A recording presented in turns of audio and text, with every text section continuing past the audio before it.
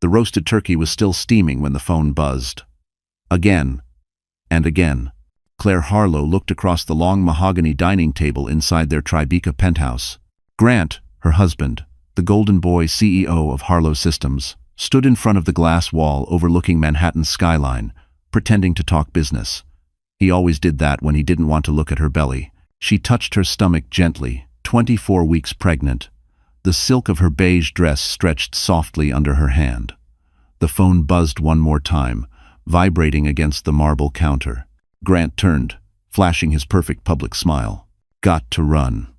"Investor call," he said, already grabbing his Mont Blanc coat.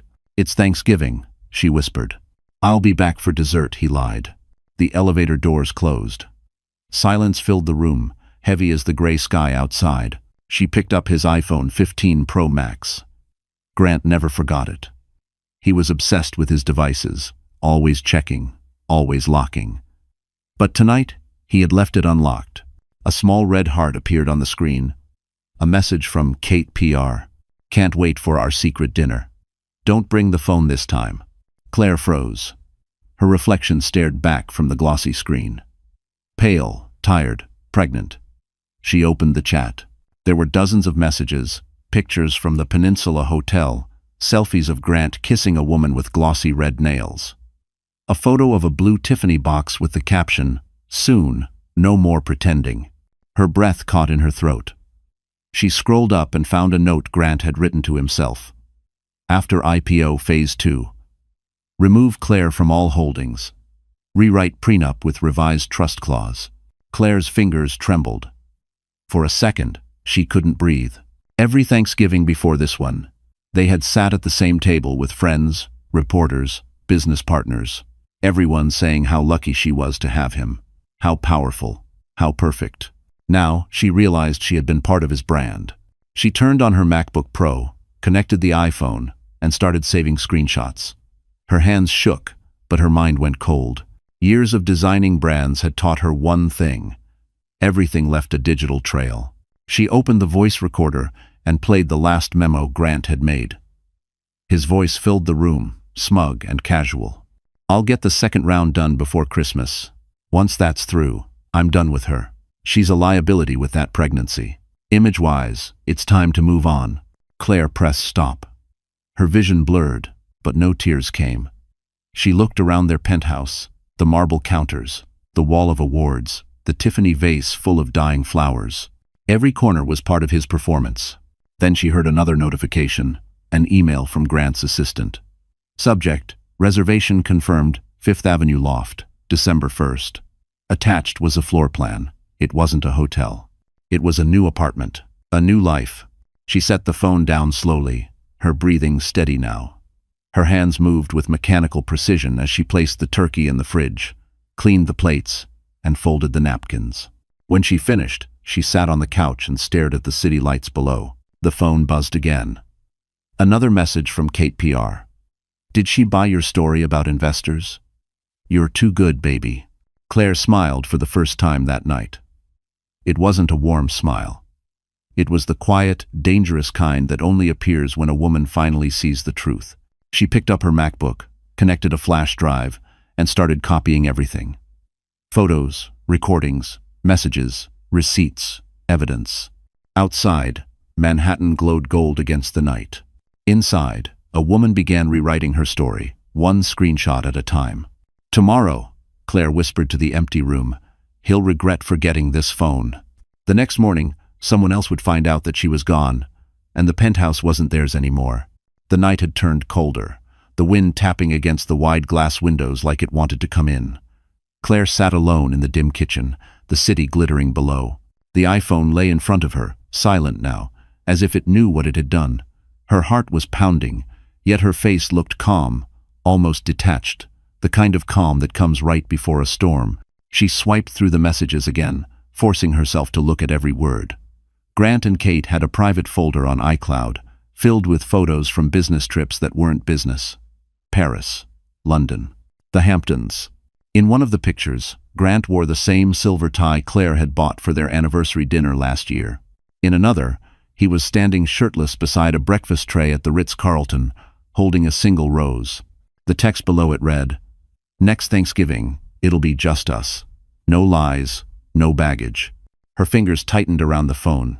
She wanted to scream, to throw it against the wall. But instead, she opened the Notes app and started typing dates, screenshots, and amounts.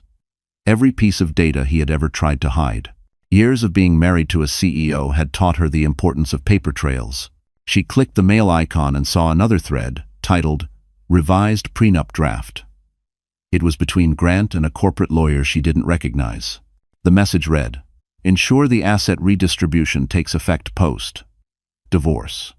She doesn't need to know until filings are final. Send." Claire felt her chest tighten, a slow burn that spread through her ribs. She closed her eyes for a second and whispered, "He planned this." Her gaze landed on the Tiffany box she had seen in the photos.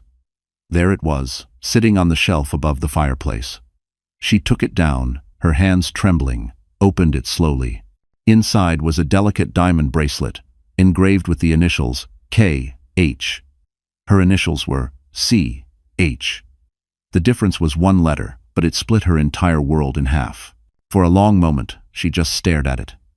The air in the room seemed heavier, pressing down on her like invisible hands. She finally whispered to the empty room, "You replaced me before I even left." Claire moved to her desk and opened her MacBook Pro again. She synced Grant's iPhone, backed up every file, and transferred them to an external drive. As the progress bar filled, her reflection appeared faintly on the dark screen, eyes swollen, lips trembling, but no tears yet. Then she noticed something in the Notes app that wasn't a message or plan. It was a voice memo titled, "Future Press Release." She hit play. Grant's confident tone filled the room. "We've decided to part ways amicably to focus on our respective paths. I'll always care for Claire and wish her the best." Her mouth fell open. He had already written her goodbye, and she hadn't even left yet. Claire pressed the stop button, breathing heavily. She opened the Photos app again, searching for something, anything that might still be salvageable.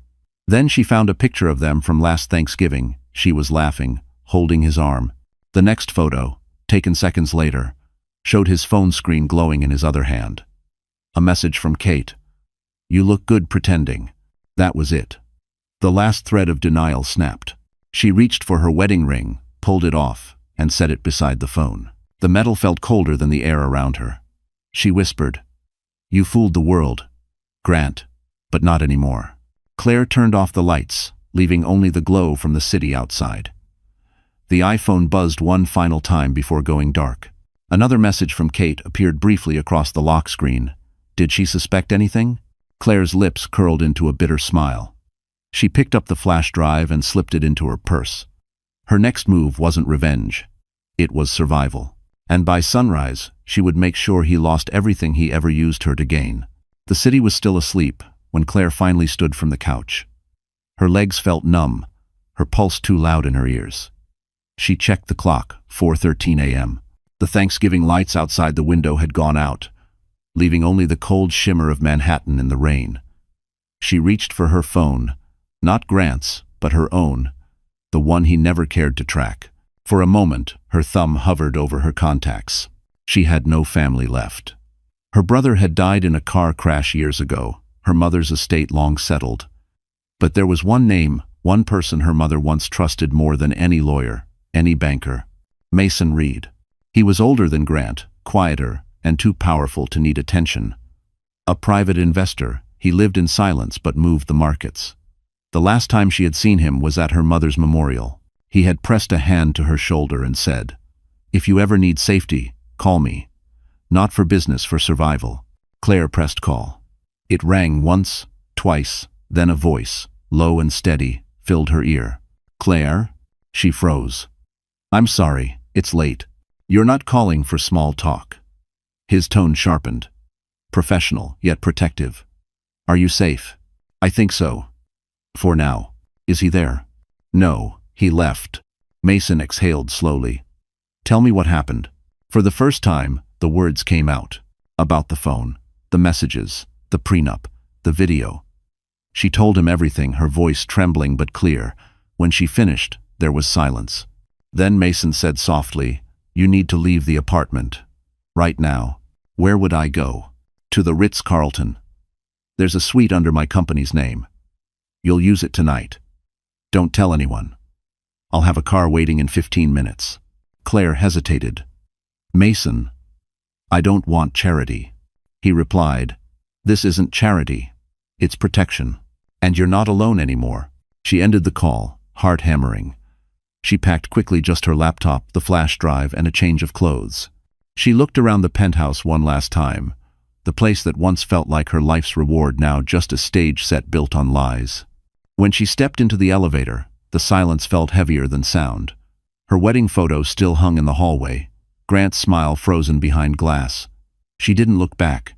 Outside, the driver waited by a black Mercedes S-Class, the kind of car Grant used for investor meetings. The man handed her an envelope. From Mr. Reed, he said, tipping his hat. Inside was a hotel keycard embossed with the Ritz-Carlton lion and a note in Mason's handwriting. Check in under Emerson.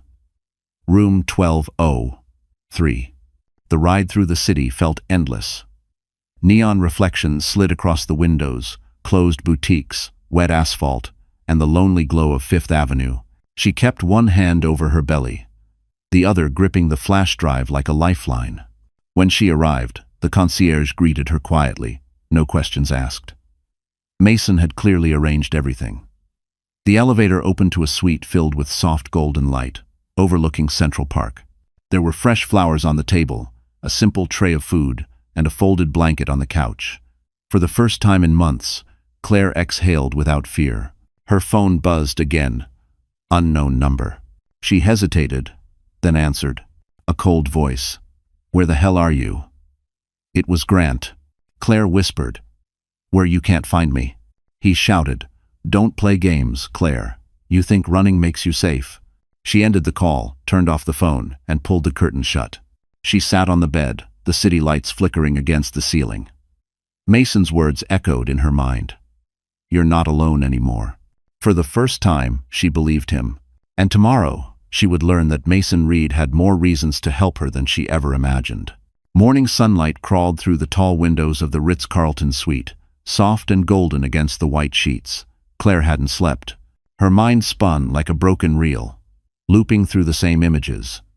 Grant's smirk, Kate's texts, the Tiffany box, the word liability.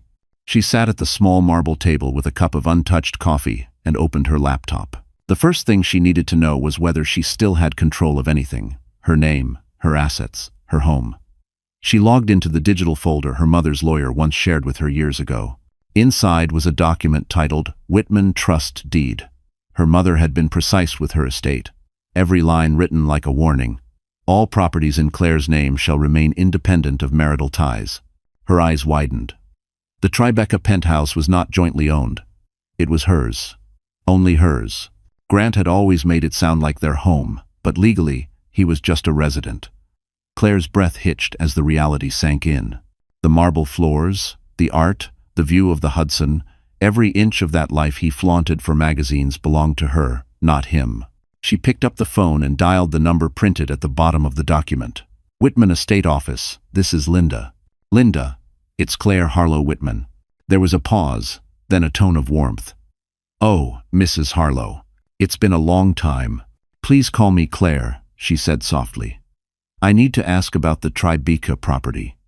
Does the trust still list me as sole owner? Yes, ma'am. That trust has never been altered. No joint ownership. No lien. Claire's lips parted slightly. Can I sell it? Technically, yes. The trust allows immediate liquidation without spousal consent. She thanked her, hung up, and sat perfectly still. The word sell echoed in her mind like a quiet drum. If she sold that penthouse, she could walk away with her child and never need Grant's money again. Her fingers trembled as she texted Mason. Can you find me a discreet real estate contact? Off market. The reply came seconds later. Already arranging one. Be ready for a call in an hour. Claire stood and walked toward the window.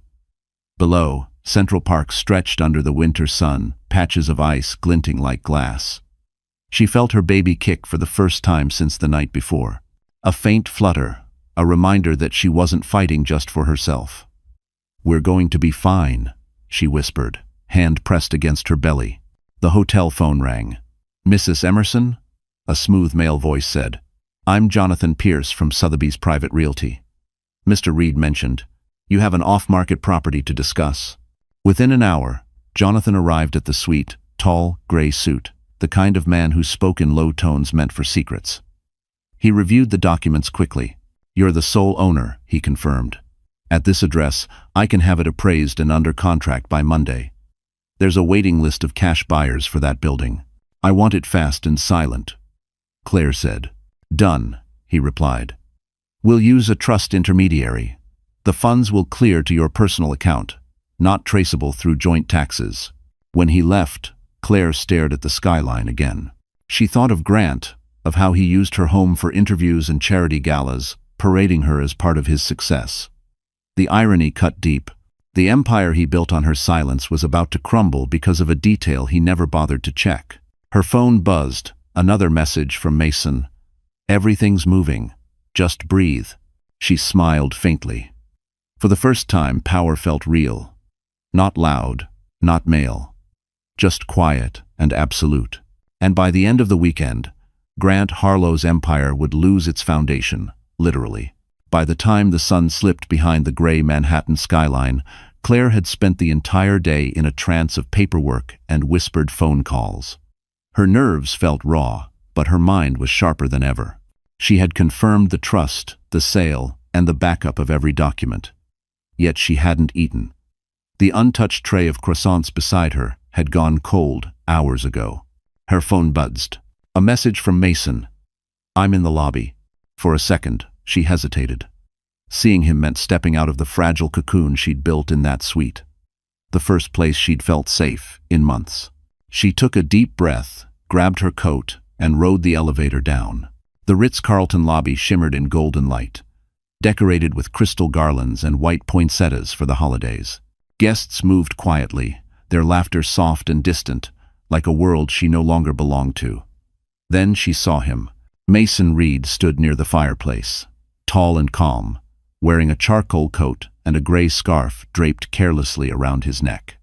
He looked nothing like the boardroom shark she remembered from magazine covers.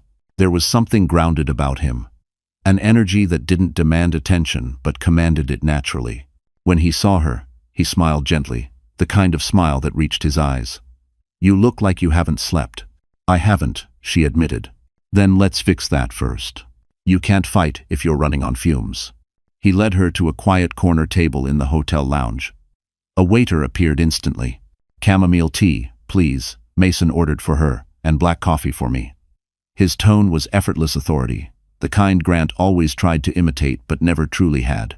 When the waiter left, Mason leaned forward. "I made a few calls. The penthouse deal is already in motion. You'll have an offer within 48 hours. Claire blinked. "That fast?" "I used to own half that building," he said with a wry grin. "People still owe me favors." He paused, studying her. "How are you holding up?" "I'm functioning," she said softly. "But I keep thinking about the baby. He doesn't deserve any of this." Mason's voice lowered. "Neither do you." For a moment, the noise around them disappeared. Claire looked down, realizing how easily his calm steadied her heartbeat. "I'm not used to anyone fighting for me," she murmured. "Then consider it a late introduction to justice," he said. The waiter returned, setting their drinks down. Claire wrapped her hands around the warm cup, feeling the first bit of heat return to her body. Mason reached into his coat and placed a slim envelope on the table. "What's that?" she asked. "An emergency card," he replied. "My driver's line, my attorney's number, and a trust account in your name, in case you need to disappear for a while." She frowned. "You set up an account?" "Your mother asked me to do it years ago," Mason said quietly.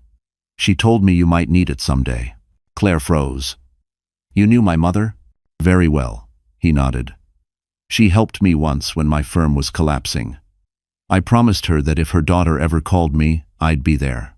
Her eyes filled with tears before she could stop them. "She never told me. She didn't want you to live in fear," he said gently. "But she was smart enough to prepare for every outcome."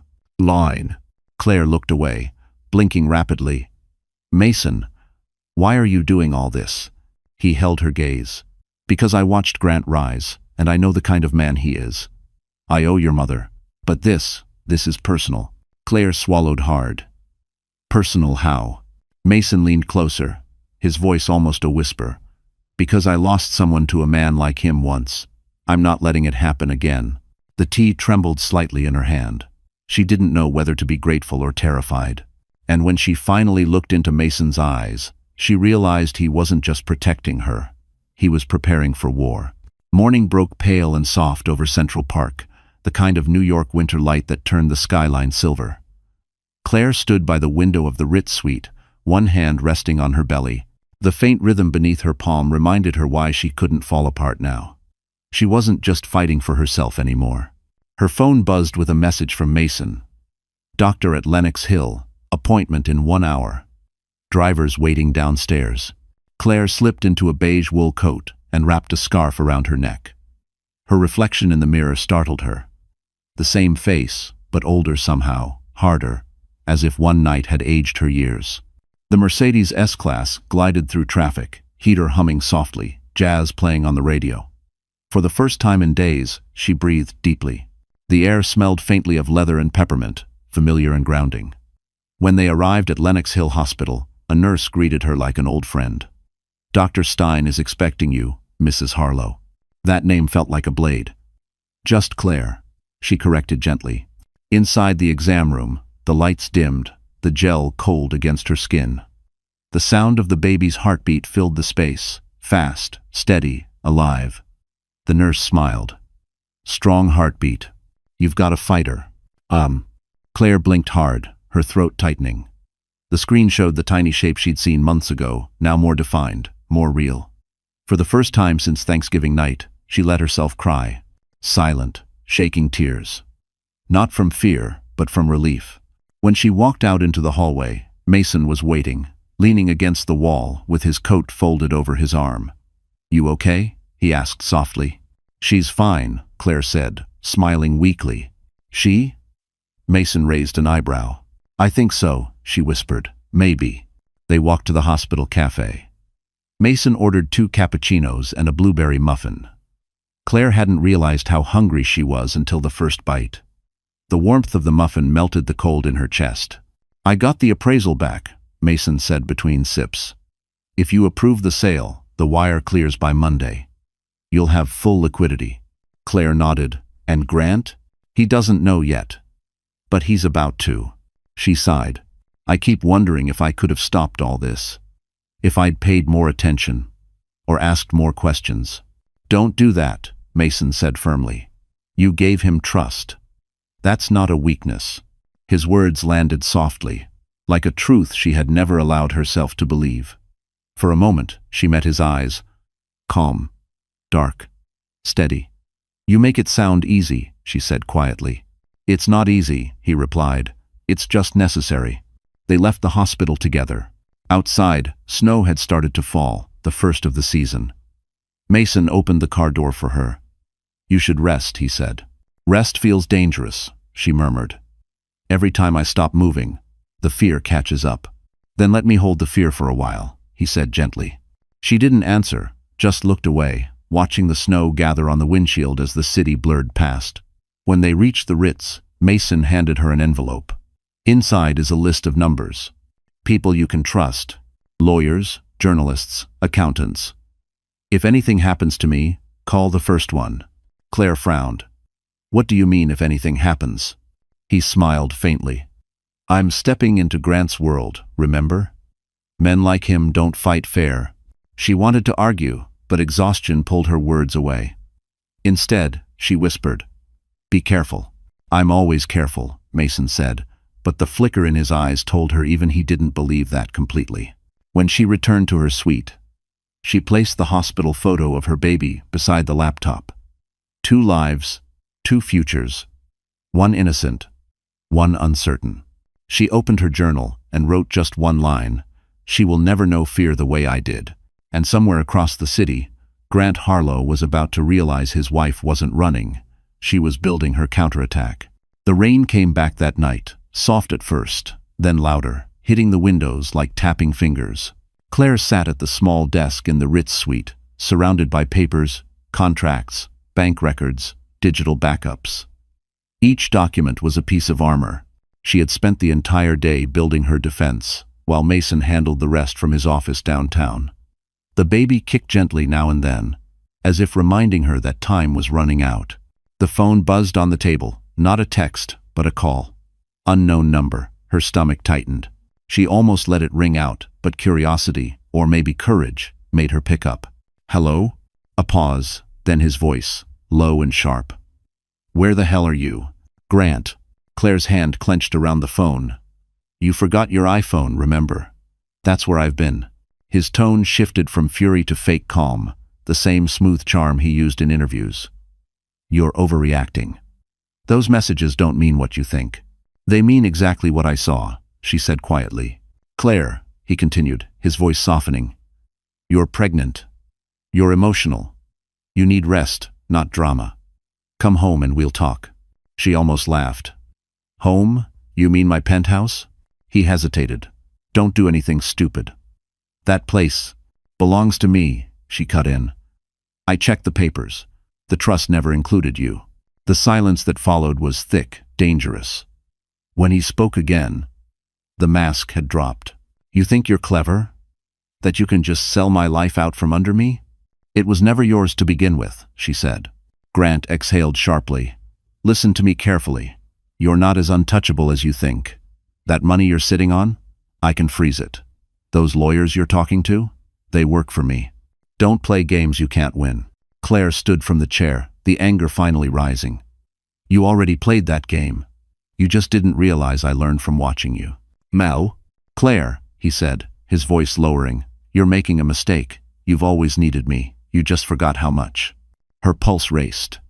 "The only thing I forgot," she whispered, "was what it felt like to be free." She hung up before he could respond. Her hand trembled, but she didn't cry. She had no tears left for him. Instead, she opened her laptop and sent Mason a single message. He called. 2 minutes later, her phone buzzed again. This time from Mason. "Did he threaten you?" "He tried," Claire said. "Then he's scared." "That's good." "Good?" she repeated, half laughing. "When men like Grant start threatening, it means they've lost control," Mason said. "And when they lose control, they make mistakes. That's when we win."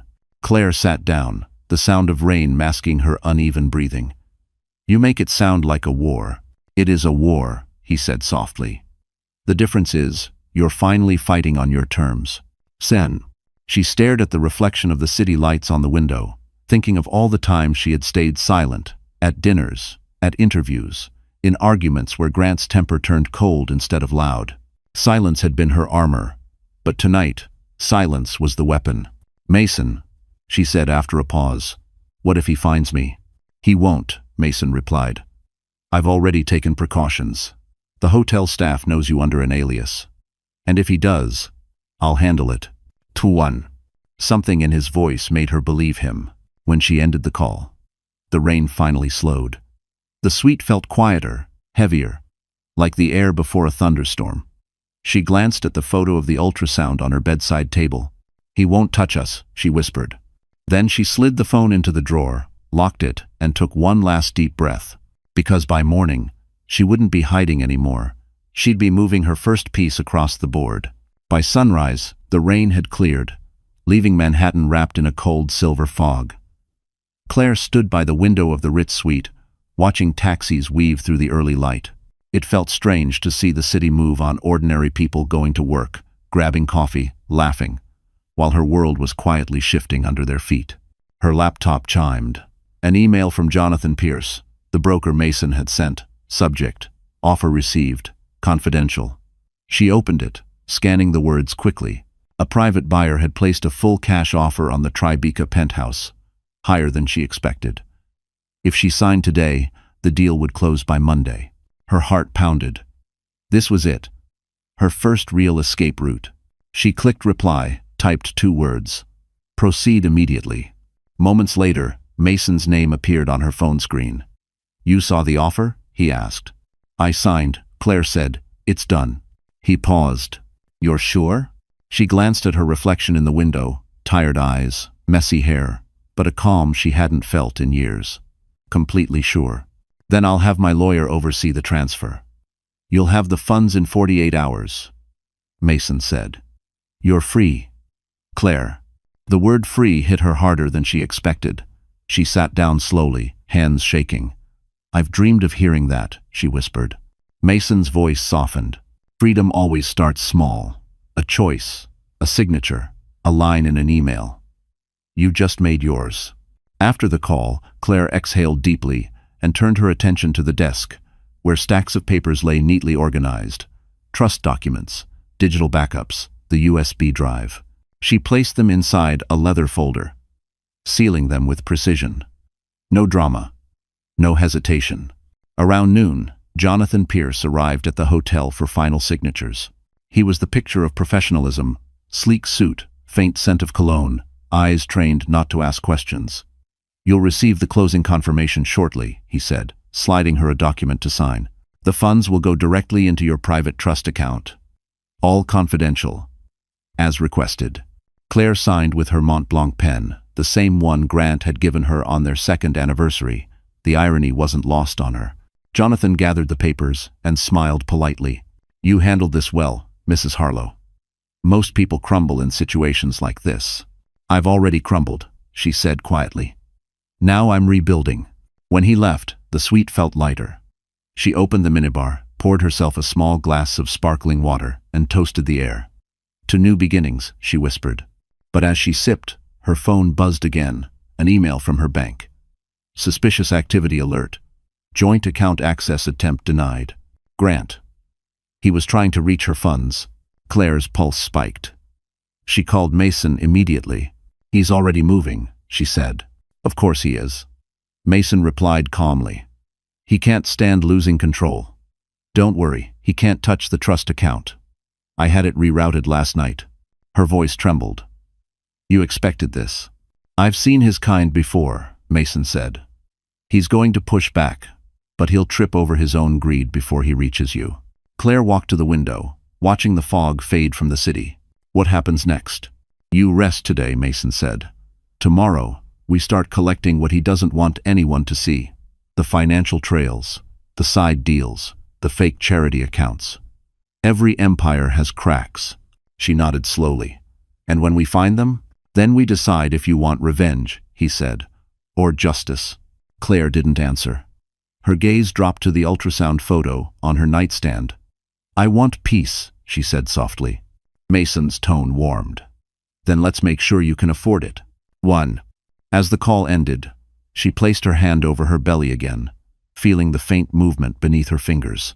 The baby kicked twice, steady, strong. She smiled faintly. He's fighting too, she whispered.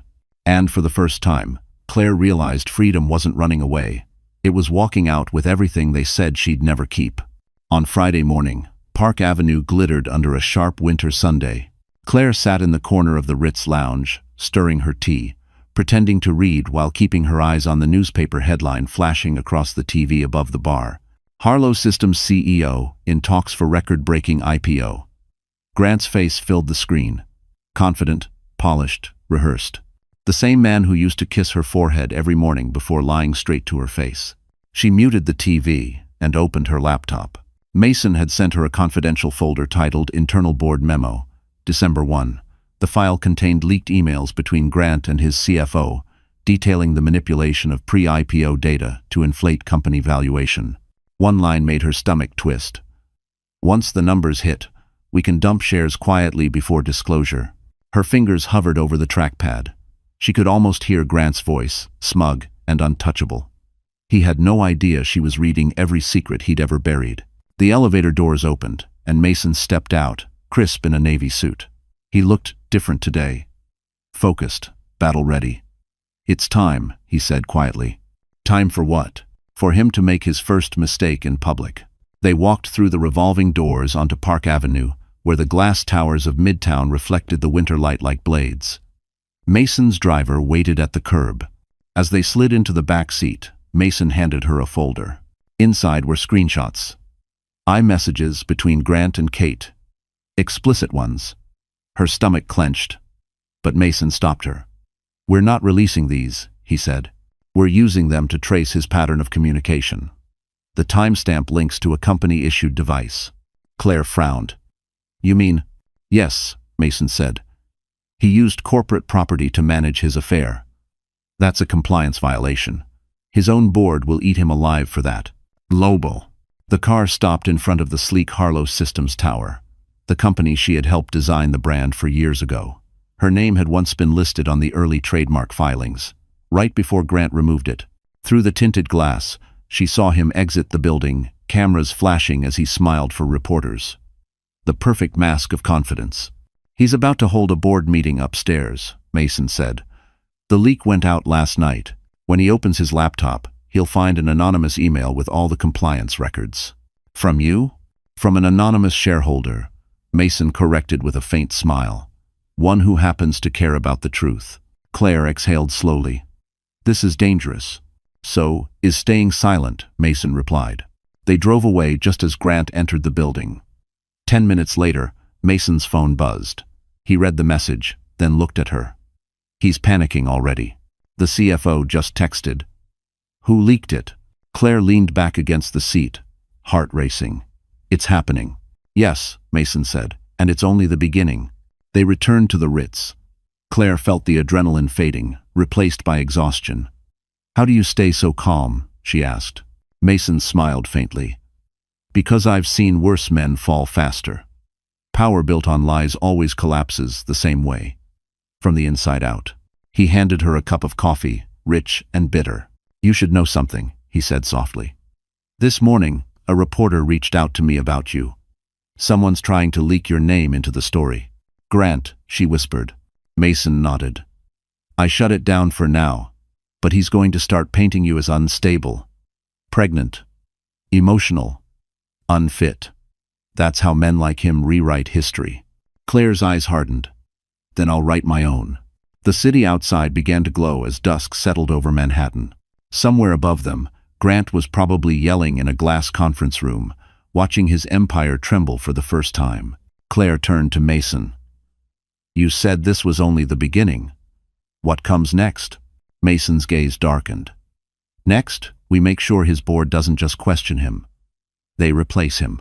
And as the lights of Park Avenue flickered on, Claire realized she was no longer a victim in his story. She was becoming the ending he never saw coming. The next morning, snow dusted the edges of Central Park like powdered sugar. The city looked peaceful, but Claire's chest felt tight. She woke before sunrise, staring at the ceiling, her mind racing with fragments. Grant's voice on the phone, the board leak, Mason's calm face in the back of that car. Everything was moving too fast. She sat up slowly, pressing her hand to her belly. The baby kicked faintly, a soft flutter that almost felt like reassurance. Still, her body trembled. Every choice she made now wasn't just about revenge or survival. It was about this tiny heartbeat depending on her. At 9, she had an appointment with her OB/GYN at Lenox Hill, the same Dr. Mason had found for her. The driver helped her into the Mercedes, its interior warm and quiet. As they drove through the morning traffic, she tried to breathe through the anxiety building in her chest. Her hands wouldn't stop shaking. When she arrived, the nurse greeted her with a warm smile. "Claire, good to see you again. Dr. Stein will be right in." Inside the small room, the monitor glowed blue. The doctor pressed the stethoscope against her belly and frowned slightly. "Your blood pressure is high," he said gently. "Stress?" She gave a weak laugh. "You could say that." "Claire," he said, meeting her eyes, "you need to slow down. Chronic stress can affect the baby. You have to find a way to rest, even if it's just breathing." She nodded but didn't promise. Rest wasn't something she could afford right now. After the appointment, she walked slowly through the hospital corridor, the smell of antiseptic sharp in her nose. She stopped by the window overlooking the city. The skyline stretched endlessly, cold and beautiful. How many women, she wondered, had stood in this same spot, trying to look strong while everything they loved fell apart? Her phone vibrated. A message from Mason. "Board meeting today. Grant called an emergency session. Don't panic. That means they're questioning him." She typed back. How bad could it get? His reply came seconds later. Bad enough that he might try to drag you in. Claire closed her eyes. The thought of being dragged into Grant's chaos made her stomach turn. She needed to protect her name, her child, her peace. But right now, all she could feel was exhaustion. Back at the hotel, she sank into the couch, pulling the soft blanket over her shoulders. Outside, snow kept falling, muffling the city noise. She scrolled through old photos on her phone. Her wedding day, the Hamptons summer, Grant holding her hand during their first ultrasound. It all looked so perfect. So staged. A knock interrupted her thoughts. When she opened the door, Mason stood there, holding 2 cups of Starbucks coffee. "You look like you need this," he said, stepping inside. "You read minds now?" she asked weakly. "Only yours," he teased. They sat in silence for a moment, sipping coffee. The warmth spread through her chest, grounding her. "He's unraveling," Mason said finally. "But that makes him dangerous. If he can't control the story, he'll attack you personally. We need to be ahead of that." "I don't want this to turn into a circus," she said softly. "It won't," Mason replied. "But if he goes after you, I'll make sure the world knows who he really is." His voice was steady, but his jaw tightened. Claire realized then that Mason wasn't just helping her out of obligation. He was invested, emotionally, maybe too much. She looked at him. "You think we can really win this?" He met her gaze without hesitation. "No," he said quietly. "I know we will." For the first time all day, she smiled. But as night fell over the city, Mason's phone buzzed again. He read the message, his expression darkening. "What is it?" Claire asked. He hesitated, then said, "Grant just left the building. He's coming for you." And as the first snowstorm of winter began outside, Claire realized the calm before the storm was over. The real fight had just found her door. By nightfall, Manhattan's sky had turned the color of steel. Claire stood at the Ritz window, watching the snow swirl beneath the streetlights. Her reflection stared back, pale, tense, unblinking. Behind her, Mason was on the phone, pacing with quiet precision. His voice was calm, but every sentence carried the weight of strategy. "Yes," he said into the phone. "I have the compliance records. We'll forward them anonymously through legal counsel." He paused, listening. "No, she stays out of it. Her name never comes up." He ended the call and turned toward her. "Grant's been moving company funds," Mason said. "Wire transfers to offshore accounts under Kate's name." Claire's jaw tightened. "He's hiding money?" "Not just money," Mason said. "Evidence. He used a shell company to move pre-IPO data, manipulating share prices. If this gets out, he's not just facing divorce. He's facing prison." She walked toward him slowly. "And you have proof?" Mason handed her a flash drive. "Everything. Emails, transfers, even security logs from his assistant's computer. He thinks he's untouchable. He's wrong." Claire took the drive, her fingers brushing his for a second. "You went into his system?" He smiled faintly. "Let's just say old habits die hard. I used to build companies like his. I also know how to take them apart." She looked at him carefully. "Why are you really helping me, Mason?" He didn't answer right away. "Because I've watched men like Grant burn everything they touch. And because you deserve a clean slate." Her chest tightened. "You make it sound simple." "It isn't," he said. "But justice never is." The sweet phone rang suddenly, breaking the moment. Claire flinched. Mason grabbed it before she could. "Yes?" he said. He listened, then frowned. "Front desk says Mr. Harlow's downstairs asking for you." Claire's stomach dropped.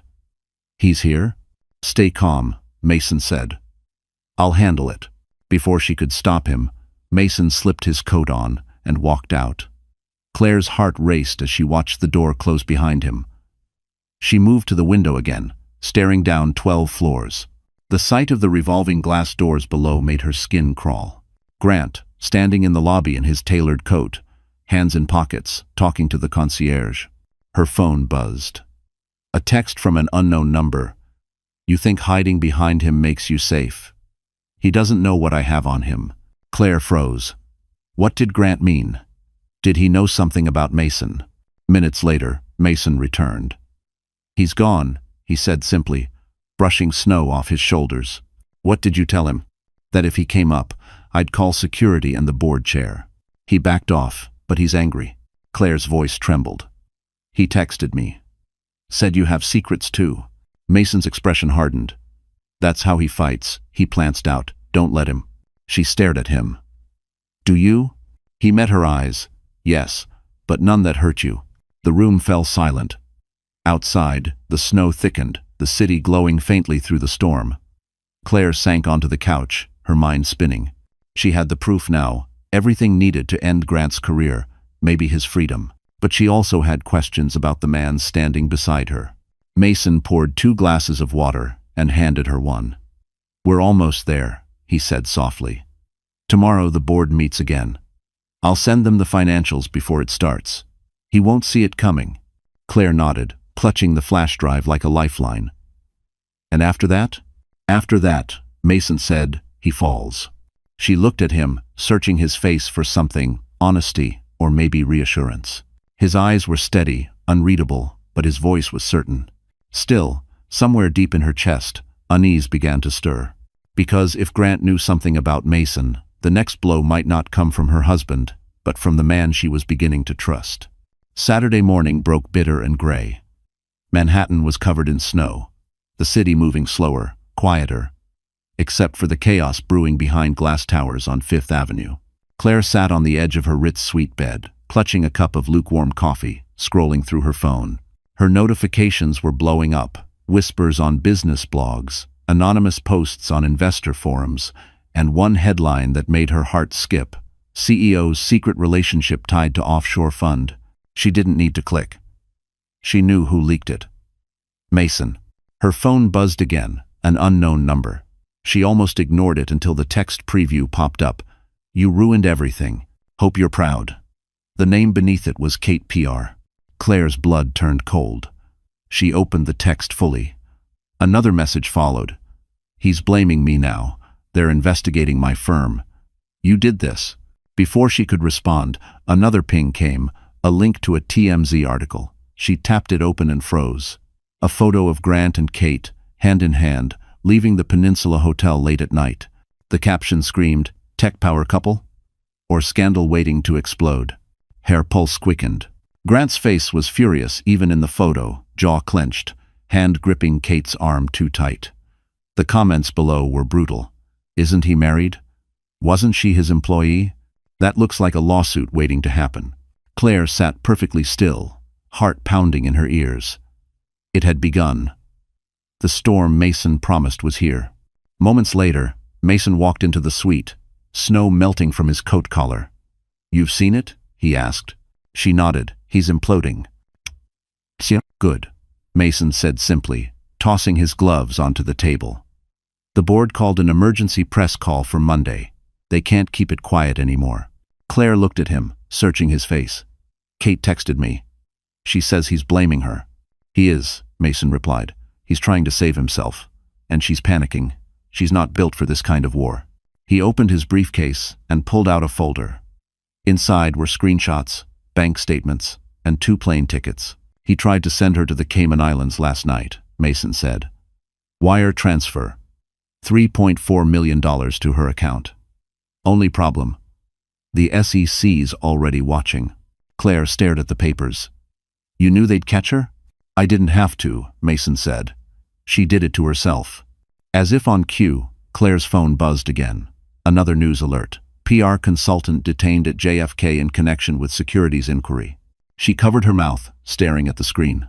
Kate, the woman who'd laughed behind her back, who'd called her a liability, was being escorted out of the airport in handcuffs. The photo was already viral. Claire felt a strange mix of emotions: relief, vindication, sadness. It's over for her, she whispered. For her, Mason said softly. Not for him. He sat across from her, his expression unreadable. Grant will throw her to the wolves. He'll say she acted alone. But when the feds dig into the transactions, his name will surface. That's when he breaks. Claire took a slow breath. You sound like you've done this before. I told you, he said. I've watched powerful men destroy themselves. All I ever do is hand them the match. She studied him for a long moment. And what happens to the people standing next to them? His eyes softened. They finally stopped burning. Outside, sirens echoed faintly through the snowstorm. Claire stood and walked to the window. Down below, news vans gathered on the corner, lenses pointed upward at the Ritz. The world was circling, waiting for the next piece to fall. Her phone rang again, a different tone this time. She picked it up and froze. It was Grant. The caller ID flashed across the screen. Grant Harlow, office. She didn't answer. Instead, she whispered to her reflection, "You built your empire on lies. Now watch it burn." So. And across town, in a Park Avenue boardroom, Grant Harlow realized his empire was collapsing, and his wife was the one holding the match. That night, the Ritz suite was dim except for the golden light spilling from a single lamp. The air smelled faintly of coffee and rain-soaked wool. Claire sat at the edge of the couch, her laptop open, headlines flashing across the screen. Every major outlet was covering the scandal. Grant's company stock had dropped 12% in a day. His board had scheduled a disciplinary meeting for Monday morning. But the noise outside didn't quiet the unease inside her. She couldn't stop thinking about what Grant had said in that text. "He doesn't know what I have on him. What could Grant possibly have on Mason?" She turned to look at him.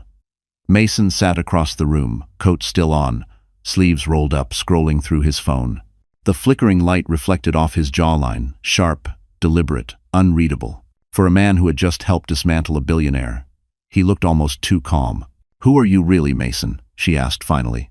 He looked up slowly. "You mean besides the man who saved you?" "I mean before that," she said. "Before me.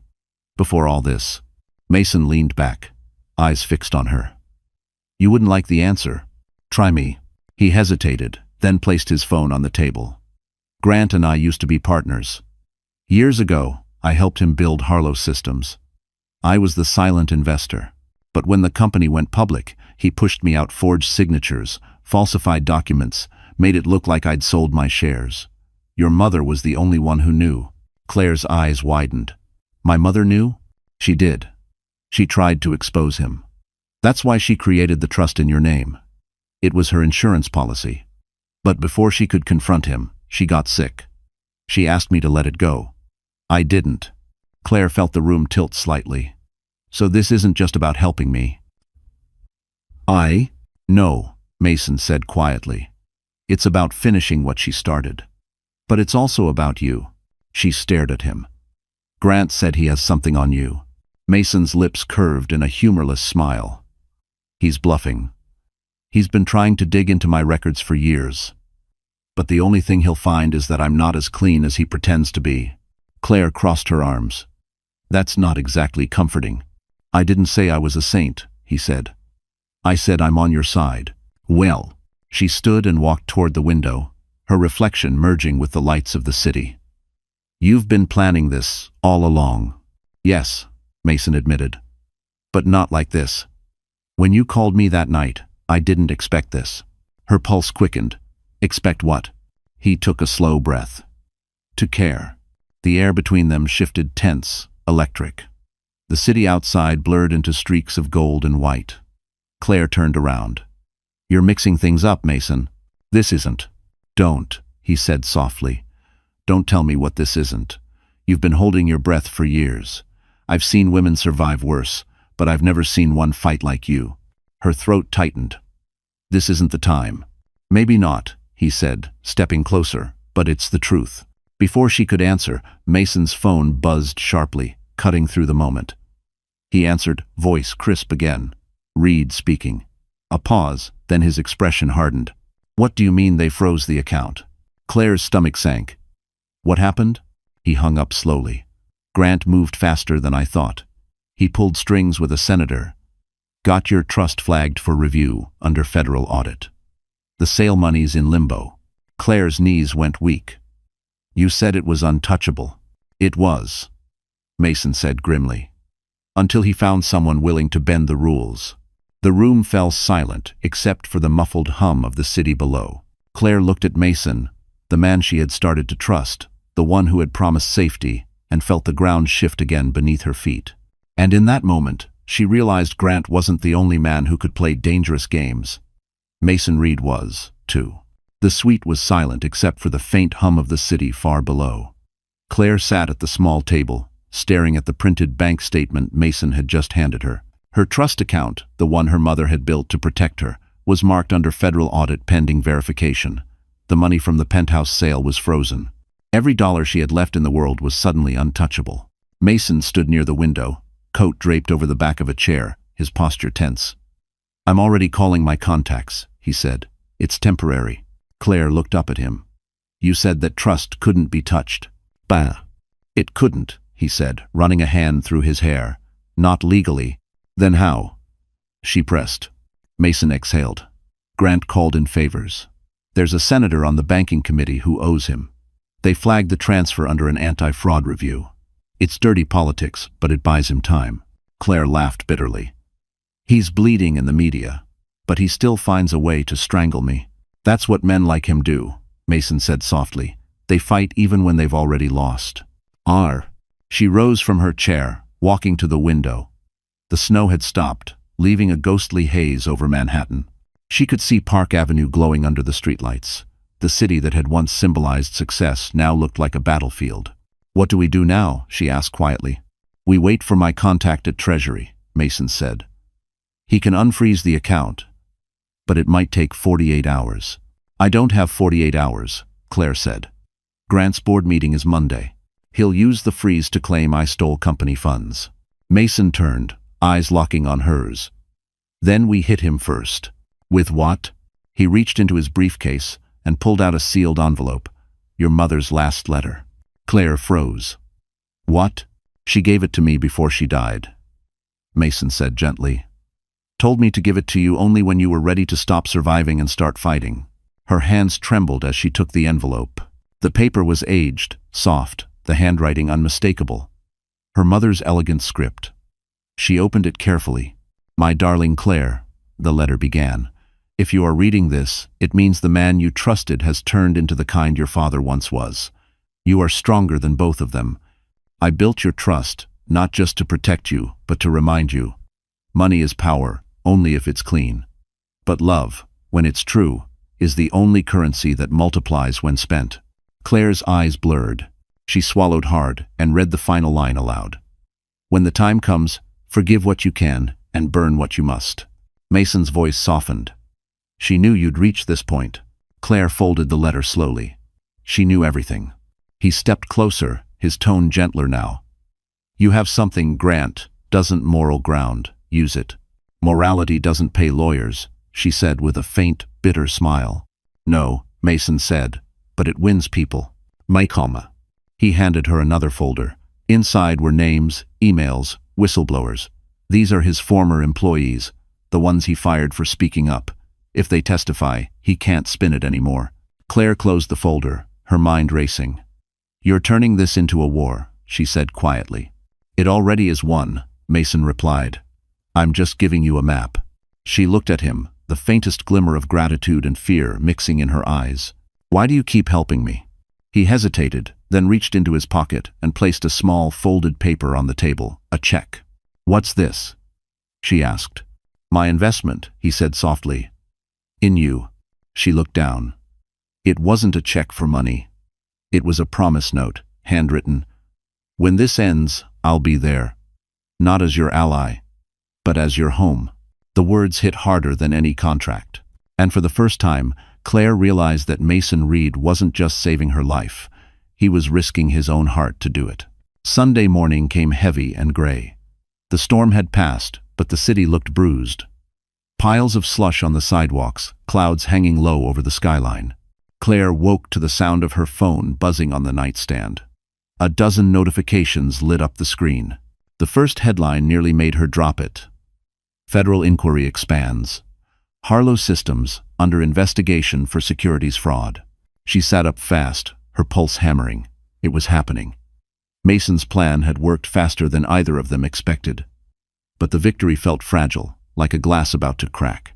Mason was already in the suite's sitting room, sleeves rolled up, papers spread across the coffee table.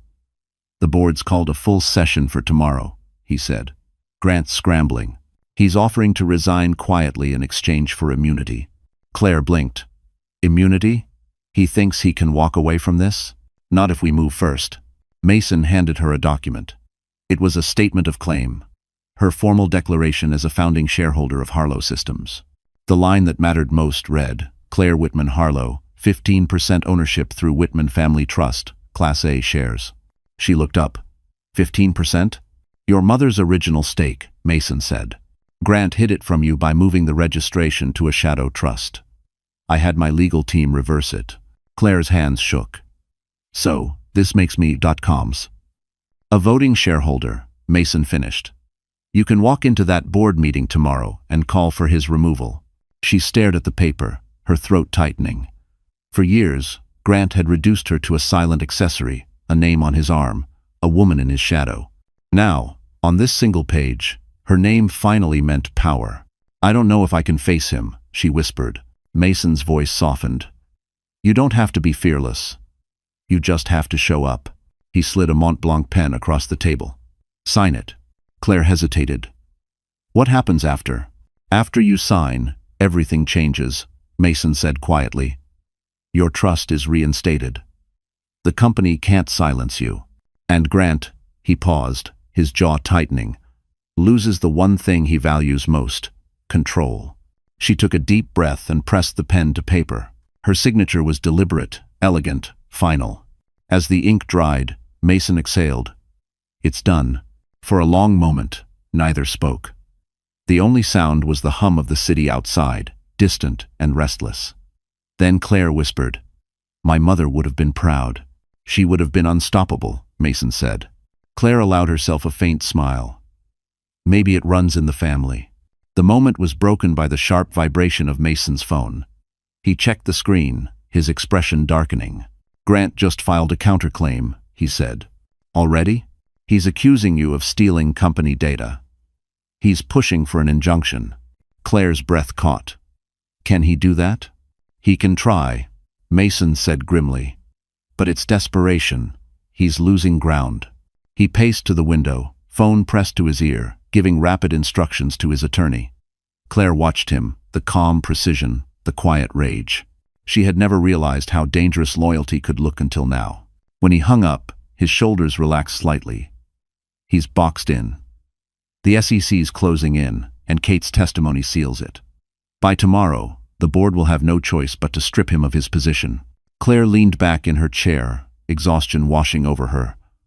I thought revenge would feel colder, she said. This isn't revenge, Mason said softly. It's correction. She studied him, her voice quieter now. And after tomorrow? He looked at her for a long moment. After tomorrow, you start living again. I'll make sure of it.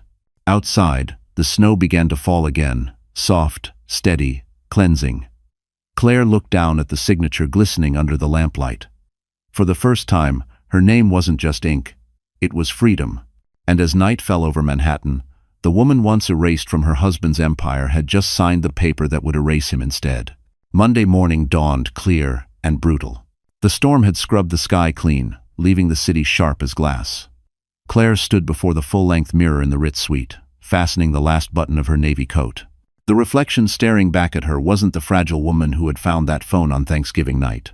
Her eyes were steady now, her movements deliberate. She looked like someone about to reclaim her life. Mason watched quietly from the doorway.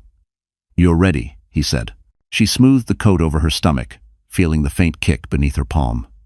Ready or not, she said. It's time. The black Mercedes waited downstairs. The streets shimmered with pale sunlight, the world too calm for what was about to happen. Claire's heart beat fast, but not from fear, from purpose. When they arrived at Harlow Systems headquarters on Park Avenue, the media vans were already there. Reporters clustered near the steps, microphones poised like weapons. Mason guided her through the chaos, one hand lightly at her back. The marble lobby still smelled the same. The faint scent of leather, steel, and expensive lies. A receptionist stammered when she saw Claire. Mrs. Harlow. I mean, Miss Whitman. The board is waiting in conference room A. Claire nodded, her voice calm. Tell them I'll be there in 2 minutes. She and Mason stopped outside the mirrored doors of the boardroom. She could see her own reflection. A woman in control. And beyond that, Grant, pacing at the far end of the long mahogany table. He looked thinner angrier. His tie was loose, his charm gone. The king without his crown. Mason leaned close. "Remember what I said," he murmured. "Speak last. Always make them wait for the truth." Claire nodded, then pushed open the doors. Every head turned. The room fell silent except for the hum of the city beyond the glass walls. Grant froze mid-step. "You shouldn't be here," he said, voice sharp. "I own 15% of this company," Claire replied evenly. "I have every right to be here." The chairwoman cleared her throat. "Miss Whitman, we received your ownership filing. Is it true your trust holds 15% of Class A shares?" "Yes," Claire said. "My mother was an original investor. The paperwork was buried by my husband." Grant slammed his fist against the table. "This is absurd. She's fabricating." "Enough," the chairwoman said sharply. "We've reviewed the documents. Her claim checks out." Claire placed a small folder on the table. "And since we're being transparent," she said, "here are copies of the wire transfers to offshore accounts under your name and Miss Keller's. I assume the SEC will appreciate these." Grant's face went pale. "You don't know what you're doing." "I know exactly what I'm doing," she said softly. "I'm ending what you started." The board erupted into whispers. The chairwoman raised a hand. "Effective immediately, Mr. Harlow. You are suspended pending investigation." Grant spun toward Claire, eyes blazing. "You'll regret this," he hissed. "I made you. Without me, you're nothing." Claire met his gaze without flinching. "Without you, I'm finally free." Security entered the room. Grant tried to speak again, but the guard's hands on his shoulders silenced him. As they escorted him out, flashes from photographers lit up the hallway. Claire exhaled slowly, the tension in her chest releasing for the first time in months. Mason's voice broke through the chaos. "It's over." She turned to him, tears gathering but not falling. "No," she said quietly. "It's just beginning." They left the building together, reporters shouting her name as snowflakes drifted down through the sunlight. Claire didn't answer any questions. She didn't need to. She'd walked into the same building that once took everything from her, and walked out owning it. And by the time the afternoon sun hit Park Avenue, Grant Harlow's empire no longer had his name on the door, it had hers. By Tuesday morning, every headline in New York was the same: Harlow Systems oasts CEO amid fraud investigation. The empire Grant had built on deceit had collapsed overnight. His face, once plastered across Forbes and CNBC, was now frozen on every news channel, walking out of his own building, flanked by security, snow swirling around him like ashes.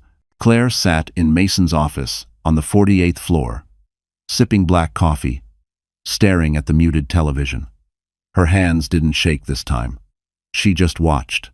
Calm, measured, done.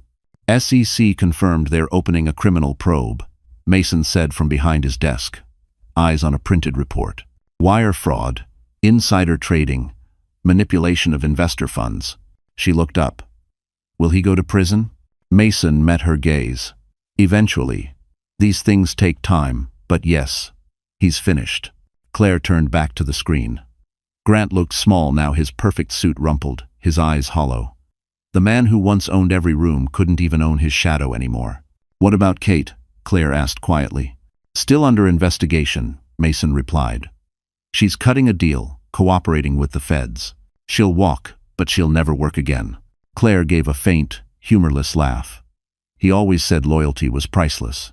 It usually is until people realize how expensive lies become, Mason said. For the first time, Claire smiled. It wasn't triumph. It was relief. A knock interrupted the quiet. Mason's assistant entered, handing him an envelope. Courier from Harlow Systems Board. Mason opened it, scanned the contents, then handed it to Claire. It was a formal statement. The board of directors recognizes Miss Claire Whitman Harlow as interim acting chair pending restructuring. Claire blinked. They want me to lead. Mason nodded. You're the largest legitimate shareholder. They trust you more than anyone left. Her mind reeled. She had expected freedom, not leadership. I don't want his empire, she whispered. Mason leaned forward. You don't need to want it. You just need to use it. Rebuild it the right way. Make it clean. Buy. Claire stared at the paper. For years, Grant's name had represented everything corrupt and cruel about ambition. Maybe this was her chance to rewrite what Harlow meant. "I'll do it," she said finally. "Good," Mason said softly. "Then let's start by renaming it." She smiled faintly. "Not Harlow Systems anymore." "No," Mason said. "Whitman Innovations has a better ring to it." They both laughed quietly. It felt like the first real sound of hope. Later that afternoon, Claire walked alone through the company's nearly empty top floor. The glass office where Grant had ruled still smelled faintly of his cologne and ego. She stopped by his desk, running her fingers along the cold metal surface. Inside the drawer, she found the Mont Blanc pen he used to sign every contract, the same one she had once used to sign her silence. She picked it up, turning it slowly between her fingers, then dropped it into the trash. "Goodbye, Grant," she whispered. Her phone buzzed an unknown number again. A text. "You think this is over? You just inherited my enemies." Her breath caught. For a moment, fear returned like a ghost. Then she smiled bitterly. "At least they'll underestimate me too," she thought, and deleted the message. That night, Mason met her at the Ritz. They stood by the window, looking out at the city. "You did it," he said softly. Claire shook her head. "We did it. You." Mason turned toward her, his voice gentler now. "So what happens next, Chairwoman Whitman?" She smiled. "I think I rebuild. But first, I rest." He chuckled. "That sounds like a plan I can support." Outside, the lights of Manhattan stretched endlessly. For the first time, Claire didn't feel trapped by them. She felt part of them. Alive. And somewhere in a quiet rented apartment across town, Grant Harlow watched the same skyline alone, disgraced, forgotten, realizing too late that he'd taught his wife exactly how to beat him. By Wednesday morning, New York woke up to a new queen. News outlets hailed her as the pregnant CEO who toppled a tech giant. Investors called her a miracle.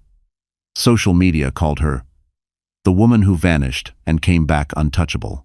But Claire didn't care about any of that. Fame was just noise, and she'd had enough noise for a lifetime. She packed a small suitcase, nothing fancy, just essentials. Jeans, cashmere sweaters, her laptop, and the framed ultrasound photo. Mason watched silently from the doorway of her new office, the sign above it reading Whitman Innovations. "You're really leaving?" he asked. She nodded. "Just for a while. The board can manage the transition. I need quiet. I need space to remember who I was before all this." Mason crossed his arms. "Where will you go?" "I'm not sure yet. Somewhere that doesn't know my name." He studied her face for a moment. "You don't have to run anymore." "I'm not running," she said softly. "I'm choosing." The black sedan waited at the curb. The driver, the same man who'd picked her up that night from Tribeca, opened the door. She hesitated, then turned to Mason. "You've done enough," she said. He shook his head. "Not even close."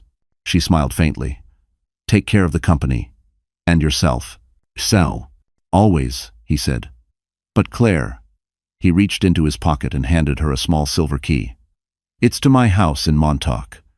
In case you change your mind about disappearing." Their eyes met for a moment that felt longer than it should have. Then she turned and stepped into the car. The city blurred past Park Avenue, 5th, Central Park dusted white. The same places that once held her prison now slipped away in the rearview mirror. She didn't check her phone until they crossed the bridge. There were hundreds of messages. Journalists, lawyers, congratulations, investors begging for statements. But one name froze her. Grant. A single voicemail. Against her better judgment, she pressed play. His voice was broken, nothing like the man who used to command rooms. "Claire, I don't know what I'm doing anymore. They took everything. The house, the cars, the accounts. I can't sleep. You won. But do you even know what you've done?" A pause, ragged breathing. "You destroyed me. Try this." The line clicked off. Claire stared out the window, expression unreadable. She didn't feel triumph, or pity, or even hate, just silence. When the car stopped, it wasn't at Montauk. It was the Hamptons, the old beach house Mason had restored for her mother years ago. Inside, the scent of cedar and salt hung in the air. She set her suitcase down and exhaled for what felt like the first real time in months. There was no sound except the ocean. Waves hit the shore with slow, steady rhythm, like the heartbeat she'd once heard in the doctor's office. She walked out to the deck, snow melting under her boots, and placed a hand on her belly. "We made it," she whispered. Inside, her phone buzzed again, this time from Mason. "Board approved your leave. Press statement handled. Rest. Claire." She smiled faintly and typed back, "I will. For both of us." The sun began to set over the gray water, the light washing gold across her face. She realized then that disappearance wasn't about running, it was about healing. She poured a cup of tea, wrapped herself in a blanket, and sat by the window, watching the horizon shift from gold to indigo. For the first time in years, she wasn't waiting for anyone to come home. She was home. And somewhere across Manhattan, Mason Reed looked out at the same sunset, holding the second copy of that silver key, knowing that the woman who disappeared had not vanished at all. She had simply reclaimed her peace. 2 months later, winter began to loosen its grip on New York. The city pulsed again, taxi horns, laughter in coffee shops, life spilling back into the streets. But for Claire Whitman, everything had changed. She no longer lived behind glass walls or hid in hotel suites. She rented a quiet townhouse on the Upper West Side, small but filled with warmth. Her baby's nursery was almost ready. Soft gray walls, white curtains, a rocking chair by the window. It wasn't luxury, it was peace. That evening, Mason called. His voice, as always, carried a calm strength. "You're sure you want to do this tonight?" "Yes," Claire said, fastening a silver bracelet around her wrist. "I'm ready." She was talking about the Women in Tech Gala at the Plaza Hotel, her first public appearance since the scandal.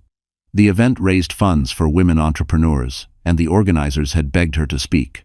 At first, she refused. Then, she realized it wasn't about her anymore. It was about every woman who'd been silenced by someone like Grant. When the black car pulled up to the plaza, flashbulbs exploded like lightning.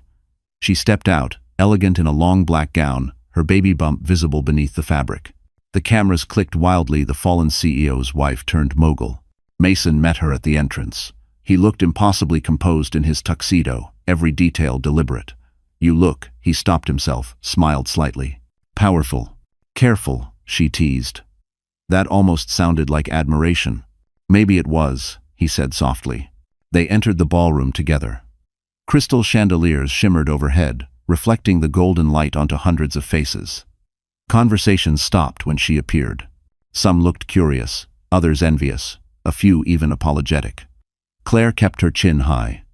She had spent too long shrinking to fit into other people's comfort. The event chairwoman introduced her. "Please welcome Claire Whitman, founder of Whitman Innovations and a voice for integrity and leadership." The applause was thunderous. But Claire only heard the sound of her own heartbeat as she stepped up to the podium. She gripped the edge lightly, scanning the crowd. Reporters waited with pens poised. Board members from rival firms whispered behind champagne glasses. "Good evening," she began. Her voice didn't tremble. "When people tell my story, they like to start with the scandal. They forget that before the scandal, there was silence, and silence can be far more dangerous." The room stilled. "I used to think love meant loyalty at all costs, that forgiveness meant weakness. I was wrong. Love is courage, forgiveness is power, and silence is what keeps corruption alive." She paused, letting the words sink in. "I didn't come here to relive what I lost. I came here to remind you what we all still have the right to start over, to speak, to rebuild." "One?" The audience rose to their feet. The applause was no longer polite. It was emotional, electric. Cameras flashed. People shouted her name. From the side of the stage, Mason watched, his hands in his pockets, a quiet pride in his eyes. When she stepped down, he offered his hand. "You were brilliant," he said. "I just told the truth," she said softly. "Exactly," he replied. They left the ballroom as the band struck up a slow jazz tune. Outside, the night air was crisp, the city glittering like 1,000 second chances. Claire looked up at the lights of Fifth Avenue and felt something shift, an invisible weight finally lifting. "Where to now?" Mason asked. She smiled. "Home. I think that's where all real revolutions begin." He laughed quietly, opening the car door for her. "Then let's start one." As they drove away, Claire looked back at the plaza's glowing windows. The world would keep talking about her story, rewriting it in headlines and interviews. But the real ending was quiet, simple, beautiful, just two people, a city reborn, and a future waiting to be built. And for the first time, the woman who had once been forgotten in her husband's shadow stepped fully into the light, her own light. Snow began falling again on a Sunday morning in late February, the soft kind that looked like it belonged in a movie. Manhattan glittered under the pale light. But this time the city didn't feel cold. It felt forgiven. Inside the Plaza Hotel, everything glowed, candles flickered, violins hummed quietly, and white roses filled the air with a scent that smelled like peace. It was a small wedding, intentionally quiet. No paparazzi, no business magnates, no grand gestures. Just a woman who had survived everything, and a man who had chosen to stay when everyone else ran. Claire stood in front of the mirror in her suite, dressed in a simple ivory gown that curved gently around her 8-month belly.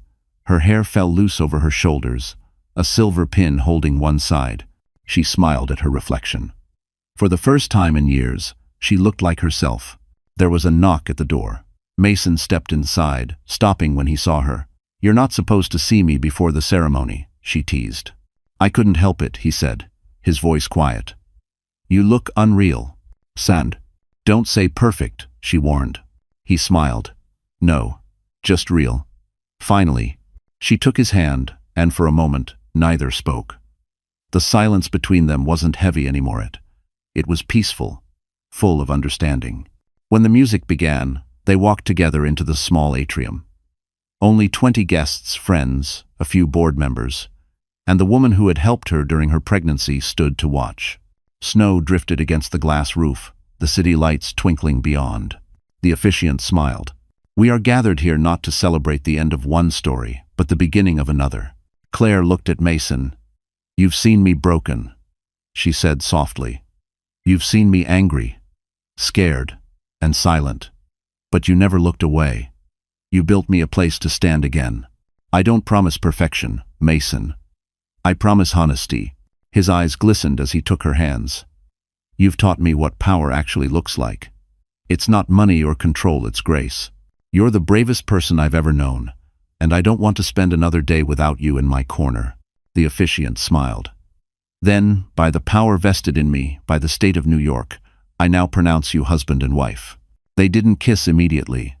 They just stood there, forehead to forehead, laughing softly through tears as snow kept falling outside. When they finally did, it was gentle, deliberate, and full of everything left unsaid. Later, in the ballroom, a jazz trio played quietly while guests toasted with champagne. Claire sat beside Mason, her hand resting on her belly. "He's kicking," she whispered. "He knows," Mason said with a grin. "His parents just started a new chapter." She looked out the window, where Park Avenue shimmered in the distance. "Do you ever think about him?" she asked. "Grant?" Mason's tone didn't hold anger, just memory. "Sometimes. Mostly, I think about what he taught us." "Pove. That pain can't kill you if you turn it into purpose," Claire said. "Exactly," he replied. A soft knock interrupted them. A hotel staff member entered, handing Claire a small velvet box. "Delivered anonymously, ma'am." She opened it carefully. Inside was a gold wedding band, hers, the one she'd left behind the night she fled. A note rested beneath it. "You were right. Freedom looks better on you. G." Claire stared at it for a long time, then closed the box. "Let it stay in the past," she said. Mason nodded, and together they placed it on the table behind them, an artifact, not a wound. The band struck up another song, slow and familiar. Mason stood, offering his hand. "Dance with me, Mrs. Reed." She laughed, letting him pull her close. "You know I can't dance right now." "Then we'll sway," he said softly. Swaying is still dancing. Hollow. And so they did slowly, quietly, in the golden light of the Plaza Hotel while snow fell over New York like forgiveness itself. The woman once betrayed had rebuilt everything: her voice, her power, her peace, and now, her forever. So, that's how our story ends. My friends. You're still here, aren't you? If you've made it all the way to this moment, maybe something in Claire's journey touched your heart in a quiet, personal way. Her story isn't just about betrayal or revenge. It's about healing. It's about finding peace after chaos and remembering, as Marcus Aurelius once wrote, the happiness of your life depends upon the quality of your thoughts. No matter what broke you, no matter who left you, still get to choose how the story ends. Like Claire, you can turn pain into power and heartbreak into rebirth. The Stoics remind us that we can't control what happens, but we can always control how we rise afterward. That's the real victory when your peace can't be taken away anymore. So take a deep breath. Let go of what hurt you. You're stronger than you think, and the next chapter of your life is waiting for your courage to begin. If this story reached you, even just a little, do me one favor, hit that like button, share this with someone who needs a reminder to stand back up, and don't forget to subscribe. Because together, we're learning how to heal, one story at a time.